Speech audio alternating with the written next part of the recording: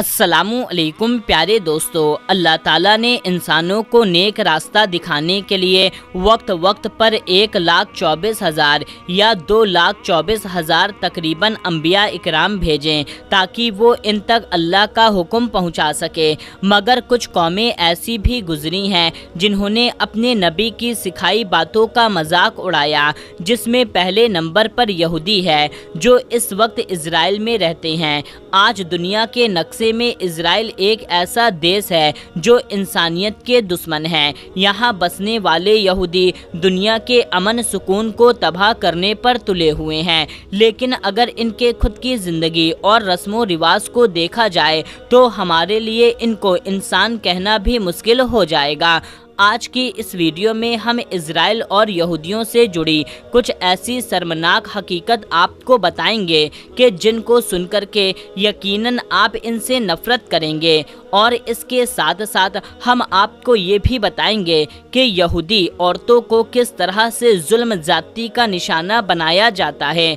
दोस्तों, कहा जाता है कि जब हिटलर ने लाखों यहूदियों को कत्ल किया था तो कुछ यहूदियों को ये कहकर जिंदा छोड़ दिया था कि आने वाली नस्ल इनके करतूत देख सकेंगी। मैंने इनको कत्ल क्यों किया? लिहाजा आप देख लें कि दुनिया में जितनी भी साजिशें चल रही हैं वो सब यहूदियों का ही किया धरा है। यहाँ तक कि यहूदियों ने 1948 में एक दुनियावी साजिश के जरिए फ़िलिस्तीन पर कब्जा करके इजराइल के नाम से एक अलग देश बनाया जहां इन्हीं की हुकूमत है। दूसरे मज़हब की तरह यहूदी मज़हब में भी कुछ दिन खास होते हैं, जैसा कि यहूदी और कुछ ईसाई लोगों में सबत इबादत का दिन है और इसे यहूदी में इबादत के दिनों में सबसे खास माना जाता है। सबत जुमे के रोज़ सूरज के निकलने से लेकर के अगले रोज़ सूरज के डूबने तक जारी रहता है और ये दिन रिवायती तौर पर 3 हिस्सों में बटा हुआ है। गैर ऑर्थोडॉक्स यहूदियों के लिए जुमा और सनीचर के बीच की रात का हिस्सा सबसे ज़्यादा खास है और वो इसमें खास तरह की तैयारी करते हैं। इस हिस्से की शुरुआत चावल और रोटी से होती है जो बरकत के तौर पर खाई जाती है, जबकि सबत को अमन और पाकीज़गी का दिन समझा जाता है और इस रोज़ रिवायती तौर पर अच्छे कपड़े पहनने को अहमियत दी जाती है और कुछ लोग बुजुर्गी की निशानी के तौर पर सफ़ेद कपड़े पहनते हैं और जुमे की रात को घर में मोमबत्ती जलाया जाता है और वो सुबह सवेरे इबादत गाह में जाते हैं जहां इस दिन से जुड़ी खास इबादत की जाती है। इसके साथ साथ कट्टर सोच रखने वाले यहूदी उस रोज़ तंबाकू खाने, पटाखे फोड़ने, मेहनत मजदूरी और गाड़ियों में सफ़र करने से भी मना करते हैं। दोस्तों, अगर यहूदी मज़हब में शादी की बात की जाए तो यहूदियों में शादी का तरीका बिल्कुल सिंपल और दिलचस्प है, जिसमें मंगनी का ऐलान शादी से पहले कर दिया जाता है।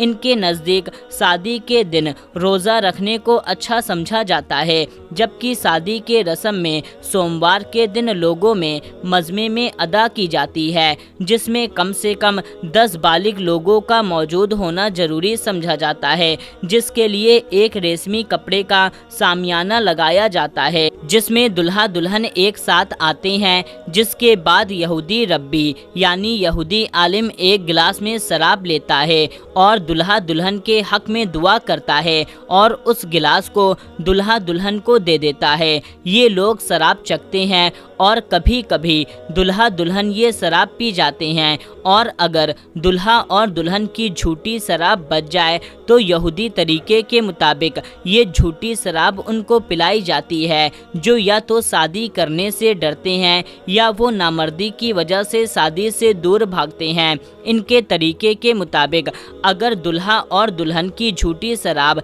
किसी नामर्द को पिला दी जाए तो वो जल्द उस नामर्दी से छुटकारा पा जाता है।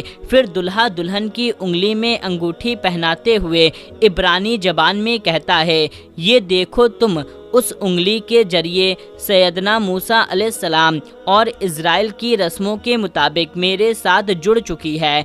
फिर शादी के अहदनामे को अरबानी जुबान में रब्बी जोर जोर से पढ़ता है, जिसके बाद शराब का एक गिलास लेता है और दुआ करके फिर दुल्हा दुल्हन को दे देता है, जिसे वो दोनों चख लेते हैं। यहूदी मजहब में शादी की बहुत ही ज़रूरी रस्म गिलास तोड़ना है, जिसमें दुल्हा दुल्हन शराब पीने के बाद गिलास को ज़मीन पर रखते हैं और दुल्हा गिलास को अपने दाएं पांव से तोड़ता है। सब लोग इनको खुश नसीब कहते हैं। इस गिलास के तोड़ने की वजह ये बताई जाती है कि यहूदी इतिहास में जो इन पर जुल्म ज़्यादती हुई है उनकी याद में ये गिलास तोड़ा जाता है, ताकि शादी जैसे खुशी के मौके पर भी उस जुल्म ज़्यादती को याद रखा जाए। जबकि कुछ यहूदियों के नज़दीक इस गिलास को तोड़ने का मकसद ये है कि गिलास के टुकड़े ये बताते हैं कि दुल्हा दुल्हन तब तक शादी के बंधन में रहेंगे, यानी इनकी शादी तब तक कायम रहेगी। यहूदियों में शादी में निकाह नामे भी बहुत ख़ास हैं। इसके बगैर शादी का ख्याल भी नहीं किया जा सकता। इस निकाह नामे को यहूदी मज़हब में इजदिलामे ताबूता कहा जाता है।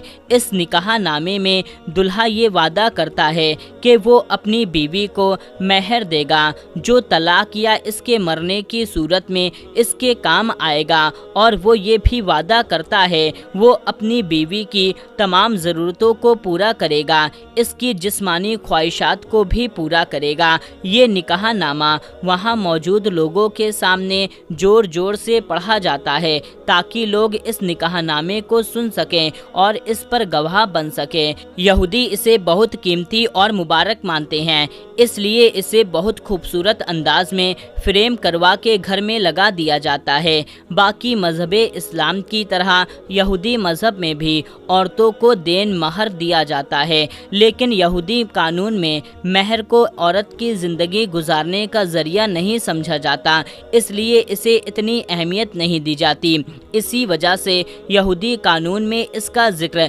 इशारतन तो मिलता है, मगर सहारतन इसका जिक्र नहीं मिलता। बाइबल में भी इस महर का जिक्र इशारतन मौजूद है, जिसका तर्जुमा कुछ यूँ है: अगर कोई मर्द किसी कुंवारी को जिसका निकाह ना हुआ हो वो उसे फुसलाकर उससे मुबाशरत करे तो वो ज़रूर ही उसे महर देकर उसे ब्याह करे, लेकिन अगर उसका बाप हरगिज़ राज़ी ना हो तो उस लड़की को उसे दे दे तो वो कुंवारी के महर के लायक उसे रकम दे। दोस्तों, यहूदियों में शादीशुदा ज़िंदगी पर नज़र डाली जाए तो मालूम होता है कि इनके यहाँ औरत का मकाम बहुत नीचे है। इसकी वजह ये बताई जाती है कि हव्वा ने आदम के मना किया हुआ फल खाने पर उकसाया और इसी वजह से वो जन्नत से निकाले गए, और इसी बिना पर औरत को मर्द की गुलामी और हैज जैसी नापाकी और हमल के दर्द की सजा मिली। इसके अलावा यहूदी मज़हब में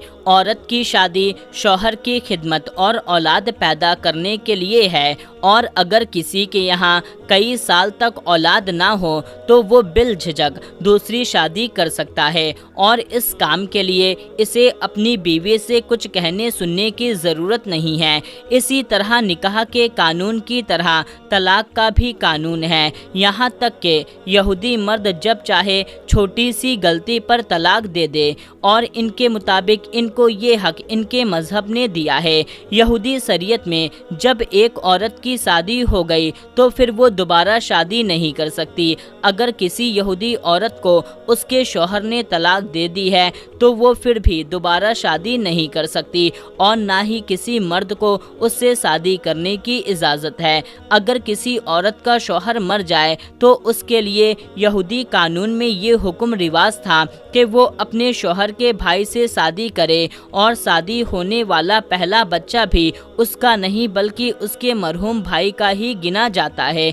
मगर इसके शौहर का भाई शादी करने से इनकार कर देता है तो फिर इसे शादी करने पर मजबूर किया जाता है, और अगर वो फिर भी नहीं मानता तो उसकी उम्र भर जिल्लत का सामना करना पड़ता है। जबकि दूसरी तरफ اسلام نے عورت کو دوسرے مذہبوں کے مقابلے ان سب پابندیوں سے نکال کر انسان ہونے کے ناطے مرد کے برابر مقام دیا ہے۔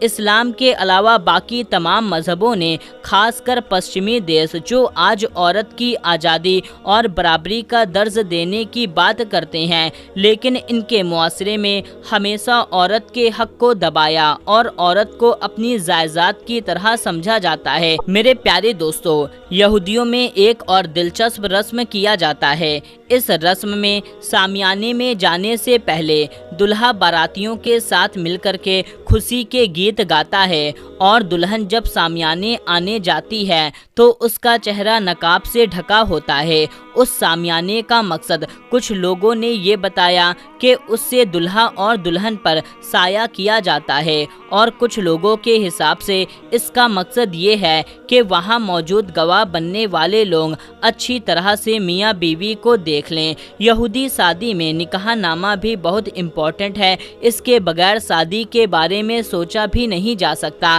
اس نکاح نامے کو یہودیوں میں خطبہ کہا جاتا ہے۔ اس نکاح نامے میں دلہا یہ وعدہ کرتا ہے کہ وہ اپنی بیوی کو مہر دے گا جو طلاق یا اس کے مرنے کے وقت تک اس کے کام آئے گا، اور یہ بھی وعدہ کرتا ہے کہ وہ اپنی بیوی کا پورا خرچہ دے گا، اس کے جسمانی خواہشات کو بھی پورا کرے گا۔ میرے پیارے دوستو، یہودی دھرم میں میاں بیوی کی شادی شدہ زندگی کو گہری اہمیت حاصل ہے۔ روایتی طور پر شوہر کے فرائض میں اس کا فرض ہے کہ وہ اپنی بیوی کو سارے خرچے دے، بدلے میں وہ اپنی بیوی کی آمدنی کا بھی ادھیکار ہے۔ یہ بیوی کا حق ہے، اگر وہ چاہے تو اپنے شوہر کو خرچے سے آزاد کر سکتی ہے، اگر وہ چاہے تو اس کی آمدنی اپنے لیے مانگ سکتی ہے، اس کا اسے زبردستی خدمت لینا حاصل ہے۔ اس کے لیے جو دستاویز حاضر کی جاتی ہے اسے خطبہ یعنی نکاح نامے کہے جاتے ہیں۔ جبکہ یہودی شادی شدہ زندگی کے ساتھ ساتھ جنسی تعلقات کو بھی بہت زیادہ اہمیت حاصل ہے۔ کھانے اور کپڑوں کے علاوہ ویواہک تعلقات کو عورت کی بنیادی حق کہا جاتا ہے۔ اس فرض کو عبرانی زبان میں اونا کہا جاتا ہے۔ شادی میں جنسی رشتہ عورت کا حق ہے اور مرد کی ذمہ داری۔ اگر دونوں میں سے کوئی بھی ساتھی اس کام میں حصہ لینے سے انکار کرے تو اس کو نافرمان سمجھا جاتا ہے۔ دوستو، یہاں تک آپ کو بتاتے چلیں کہ یہودی شریعت میں جب ایک عورت کی شادی ہو گئی تو پھر وہ دوبارہ شادی نہیں کر سکتی۔